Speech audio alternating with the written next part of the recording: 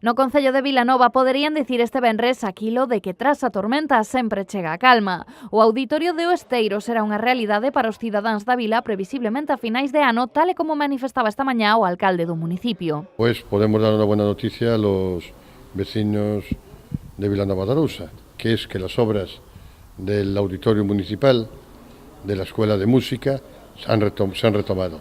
Ya hay una empresa que está trabajando y que esperamos pues a ver si a finales de este año, principio del año que viene, ya tenemos la obra rematada y ya la escuela de música con su auditorio, su salón de actos, su todo, puede ya iniciar sus actividades aquí, ¿no? Y podemos empezar también con el proyecto que va incluido de tener una sala de cine después de muchos años de vuelta en Vilanova de Arousa.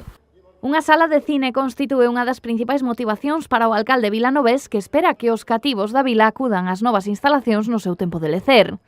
Y esperamos, pues, ya que este año tener temporada de cine, aunque sea media temporada a partir de enero. Nosotros lo queremos para todo el mundo, pero queremos especialmente, estamos pensando en los niños, ¿no? De que puedan ver los fines de semana aquí películas infantiles y...